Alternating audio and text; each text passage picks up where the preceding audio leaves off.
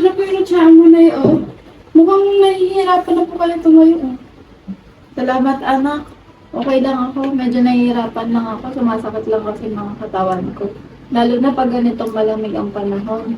Para bang pinupukpok ko yung tuhod ko.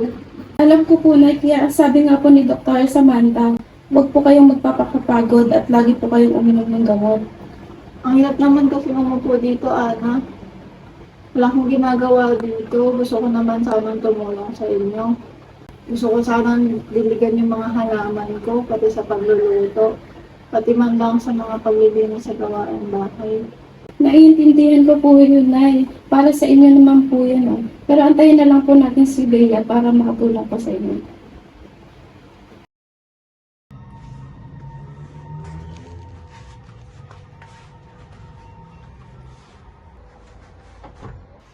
Lola, at dito na po ako. Ano pong ginagawa niyo? Ay, ba't parang mukha po kayo malungkot, Lola? Ate ko, buti naman nandito ka na. Wala ito. Masakit lang talaga ang mga tuhod ko. Ay, gusto niyo po ba masahihin ko? O kaya gusto niyo maglakad-lakad tayo sa labas? Dahan-dahan lang tayo, Lola. Ay, hindi na ako. Salamat ako, napakabuti mo talaga. Sige po. Mamaya na lang siguro pag guminhawa na yung pakiramdam ko. Mabuti pa dito na lang muna ako sa bahay.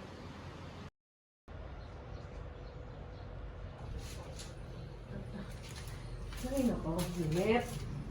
Mare! Mare, uy, Mare! Mare! Andiyan ka ba, Mare? Oh! Ikaw pala yan, Nay! Kamusta ka naman? Ay, Celine, nandito lang ako. Medyo masakit lang talaga ang katawan. Talaga? Andiyan ba si Mare? Hindi ko alam. Si Maring Ana, anak mo? Nandyan. Andiyan ba? Mababalik ko lang sana to, eh, oh. Oo. Mabalik ha. Eh, ba't ka ba nakaupo dyan? Tagal mo na nang hindi kita nakikita eh. Medyo masakit lang talaga ang katawan ko. Sakit ng katawan mo, bakit ano ba nangyari sa'yo? Eh, may osteoarthritis nga ako. Ano ba yon? Ay, mag-search ka. Ay, naku Nay, patandaan talaga Nay, naku. Hindi maganda yan. Iinarte ka lang eh. Hindi ako nag-iinarte, Celine. Masakit lang talaga ang pakiramdam ko. Masama lang talaga ang pakiramdam ko. Hindi maganda yung gantong Naku pakiramdam. talaga. Ginagawa pang kadahilanan ng kanyang katandaan. Nako, talaga. Oh, kung ako sa'yo, papahinga na lang ako dyan. Tapos, yun. Di ako magpapabigat sa mga anak ko. Talaga, kaalis lang ha.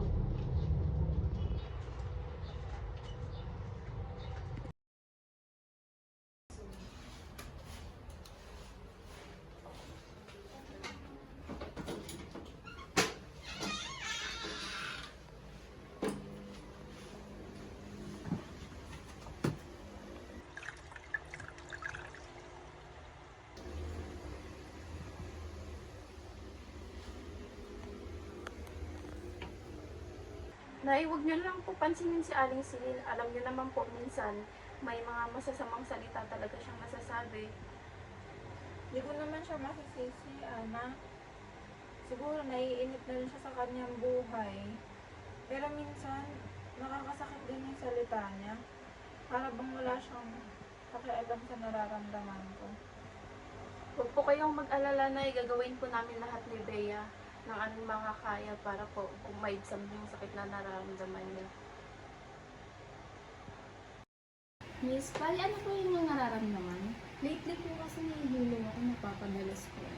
So, bali, check po muna natin, hindi po po muna kita, ha?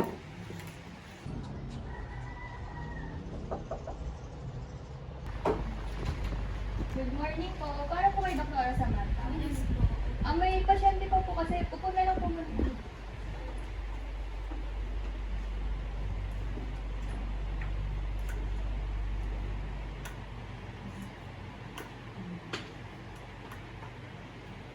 Upo na lang po muna kayo, ma'am.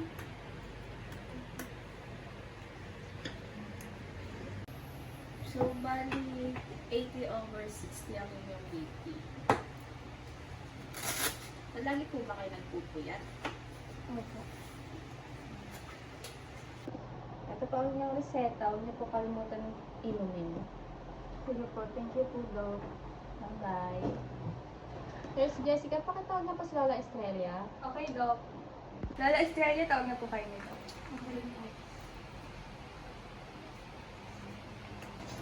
Good morning, Doc. Good morning. Kamusta po kay Lola Estrella? Okay naman po. Medyo masakit pa rin po yung tuhod ko. So, Lola Minsan Estrella. po, hindi na po ako makabangon eh. So, Lola, kukuhaan po kita ng BP. Titignan natin yung BP. Ano? Ibibibi ka daw po ni Doktora Nay. O sige.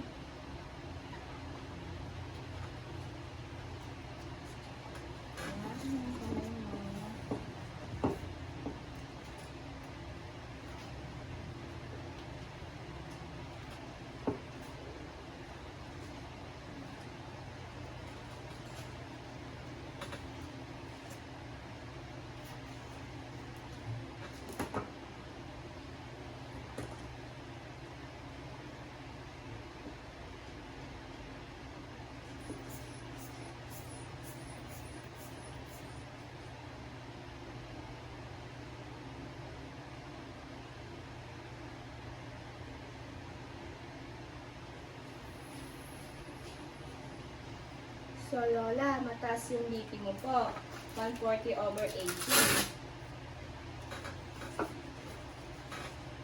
Medyo masakit pa rin po ang tuhod ko, Doc. Ano po gagawin ko? Naiintindihan ko po ang inyong nararamdaman. Ang osteoarthritis po talaga ay hirap siya sa paggalaw. Ang mahalaga po patuloy po natin yung pang-therapy nyo po. At tumipiyak po natin ang gagawin po natin lahat para po maging okay po kayo. Pinagawa po namin lahat, Doktora, para po hindi siya masyadong masaktan. Lagi po namin siya pinaalalahanan na uminom ng gamot at hindi siya masyadong napapagod. Maganda po yan. Mahalagang nang maging aktibo pa rin po si Lola Estrella hanggat kaya niya. Pero hindi po dapat lumalagpas sa kanyang limitasyon.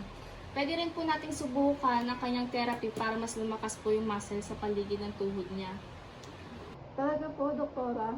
Makakatulong po ba yan kahit kaunti? Gusto ko po sana kasi makalabas-labas kahit na kaunti nang hindi nahihirapan. Opo, naniniwala po ako na makakatulong yan sa iyo, Lola Estrella. Ang mahalaga po ay patuloy po natin pagtutulungan.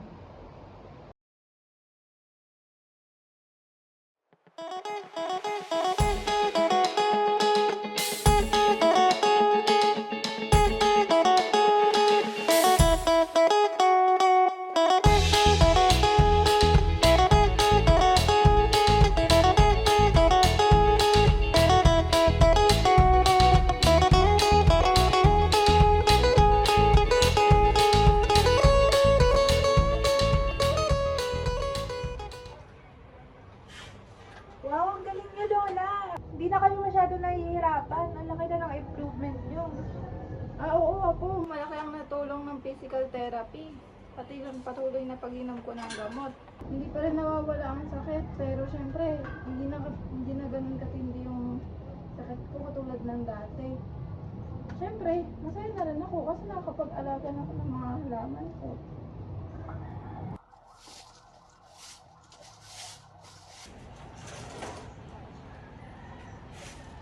Nay, ang sipag-sipag niyo naman po. Pero huwag po kayong masyadong magpapagod, ah. Oo naman. Ang mahalaga nakakakilos-kilos na ako kahit pa paano.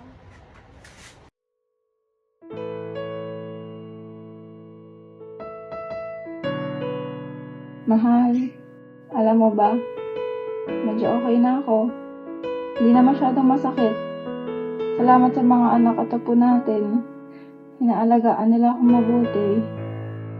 Kahit mahirap ang pagtanda, hindi ako nag-uusasa.